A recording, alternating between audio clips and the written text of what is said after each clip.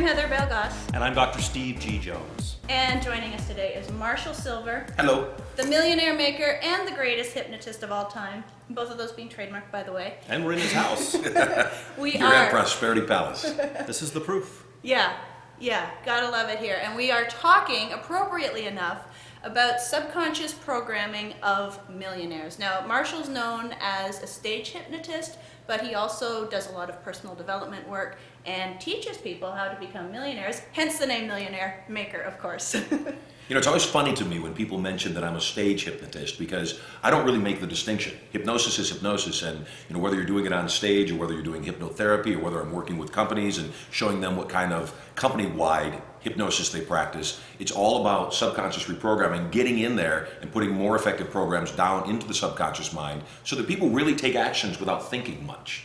If people have to force themselves to take an action, then it becomes effort. If they change who they are, there's no effort required. So that's what I want to talk about today is what are the subconscious programs that millionaires and billionaires hold that people that aren't millionaires or billionaires might not even think to have. Well, okay, so first of all, do the millionaires and the billionaires know that they have this subconscious programming?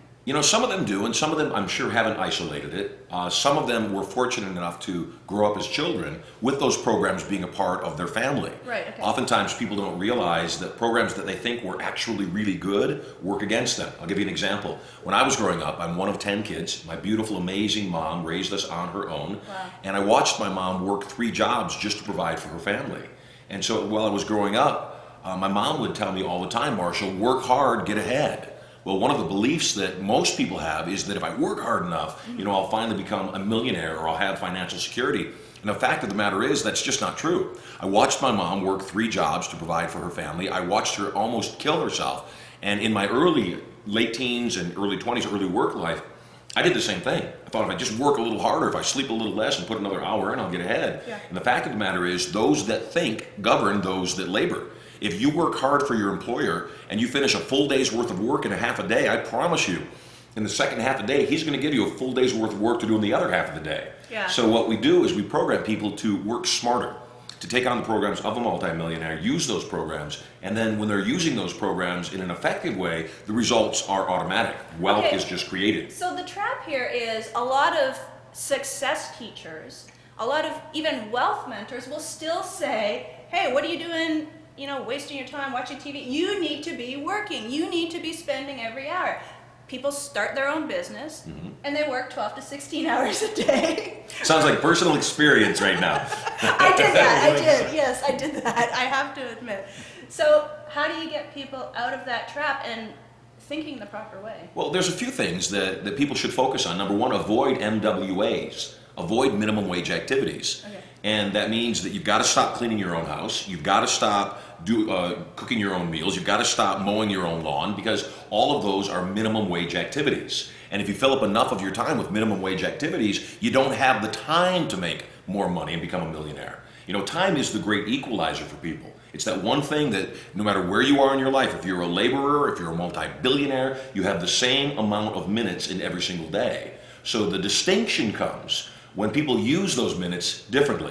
Okay. Millionaires and billionaires avoid MWAs, minimum wage activities. They also focus on IGAs, income generating activities. And if you take enough of your time and focus on those income generating activities, things that actually make money, then what happens is it gets easier. So, I certainly tell people you've got to stop doing certain things that are pauperish. If you're not yet a multimillionaire, you can't afford cable television. You can't afford satellite. And I'm not talking about the $30 a month. I'm talking about the 2 hours a night. Yeah, that you're sitting there going through the channels because you've been working your butt off all day long and you're exhausted.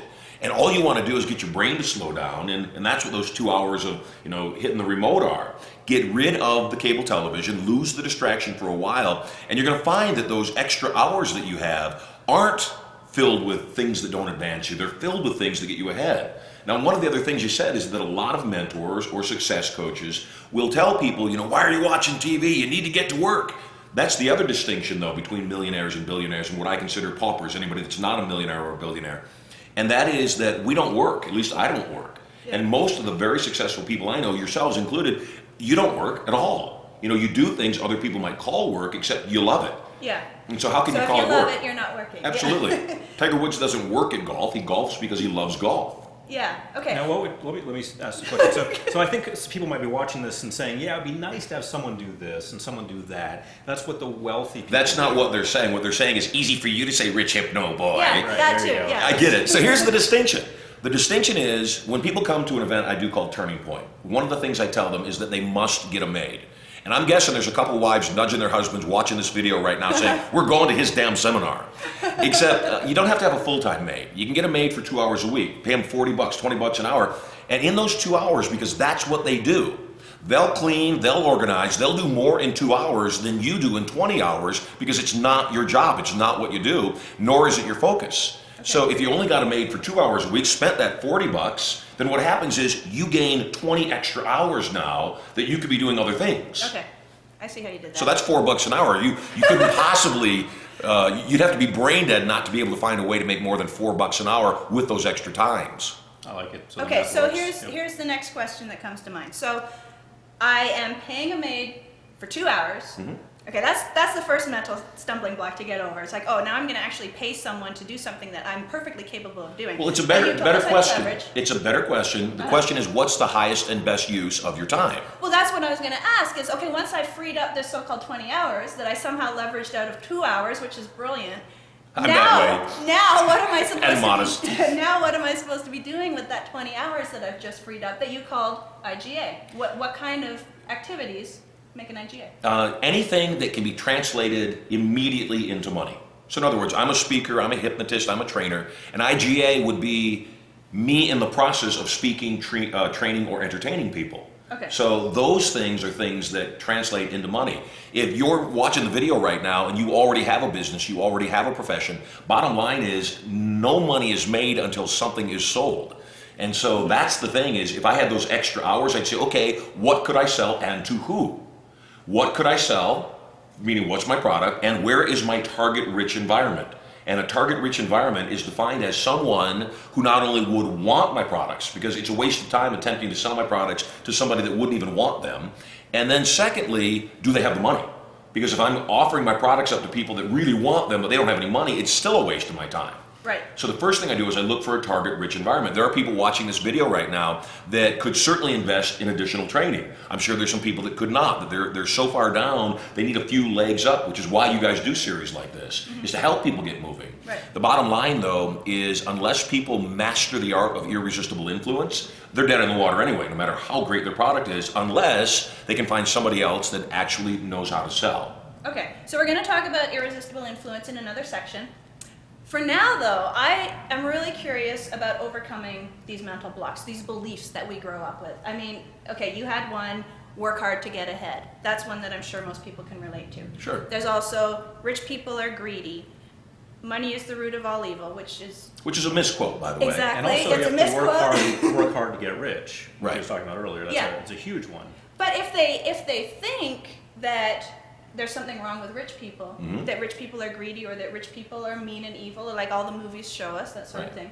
Not all the movies show So- that. You watch Right, different right, movies right. than me, maybe. The mass movies. I think we find what we're looking for. You know, and I Okay. think that if people want to find mean and evil, wealthy people, they can find them. Right. And, Oh, that's and- easy to find. Absolutely, and it's just as easy to find broke, angry, mean criminals too. True. So it's money's got nothing to do with the equation. We find what we're looking for. Right. I know a lot of very wealthy people that are extremely kind people, very philanthropic, Yeah. and I know some very, very kind, very poor homeless people. So Okay. it doesn't mean that the money changes people, although that is one of the other fears. Right. If I become wealthy and I have this amazing lifestyle, will I have to give up all of my friends? Yeah. And the truth is you probably will. You won't have to. You probably will give up most of your friends and they'll give up you. And here's why. Once you change your lifestyle, number one, you'll start hanging out in different places. You will. You'll start doing different things with your leisure time. You'll start probably eating in different places, and everything about your world will change. Now, I have friends that I've had since I was 5 years old. Yeah. And certainly not all of them have become wealthy. And we're still great friends because we love each other. That's what we have in common. We really do have a deep and lasting friendship. And I don't pretend to be anything more than they are, and they don't pretend to be anything less than I am or more than I am. The fact of the matter is, though, some people cannot handle other people's success or wealth. And what happens is, when you succeed, you show what success looks like to people near you. Some of them might resent you. And oftentimes those people might be family or people very close to you. Because your success in the face of having been raised the same or having been in the same environment is too much for them to handle, because now they've got to accept the fact that you didn't get lucky, that the world does have an opportunity for them, and that they too could become successful if they would just apply themselves and shift their thinking. Yeah. You know, one of the programs that I know most people that don't have what they want hold is they believe they'll only want what they can afford. In other words, they'll see something, they'll look at the price tag, and if the price tag is out of reach, they'll decide, I don't want this thing. Yeah. Whereas millionaires and billionaires, what we do is we see what we want regardless of the price tag, and then if it's not something we can afford in that moment, we say, great, how do I get it?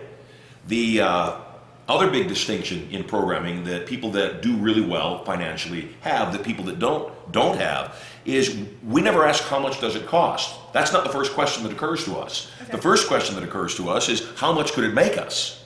You know, if it sells for $1 million and I've only got $10 in my pocket, yet it's something that could make me $10 million, you can bet I'm going to find a partner to go in with me on that project financially and share the extra $9 million profit with. But what if it's a sports car?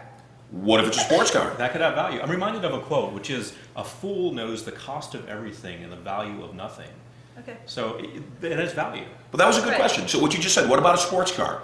My great friend Robert Kiyosaki says something in Rich Dad, Poor Dad. Yeah. And one of the things that he says is only invest in income generating assets. Okay. Makes sense? You buy real estate, it appreciates, you make more money, you buy stocks, they appreciate. Most people that don't understand economics see it that way. Mm-hmm. I don't. I see it in a way that says, buy whatever you want, including the sports car, including the Rolls Royce that's parked in my driveway right now, and then monetize it. Figure out how to make that thing make you money. I'll give you an example from one of my students. Okay. One of my students came to me. He had a water purification company. He came to my seminars, and he was doing okay. He was getting by, and he bought a $30,000 one-on-one coaching session from me, 30 minutes. He bought the session. This is Wow. many, many years ago. $1,000 a minute. That's gotta be some good advice. I'll get you a tab. We'll get your tabs running right now. Yeah. So he sat with me, and in 30 minutes, we went over his water purification business. He had a number of salespeople, and he said, Marshall, I am absolutely being slaughtered in this market by people underbidding me. In other words, they're selling their water purification systems for less than me. Right. I said, unless your name is Walmart, don't ever compete on money. Never compete on price. I said, what I want you to do is I want you to go back, and the product that you're selling for $500 actually costs you $400. So you've got a $100 margin in there. That's your profit.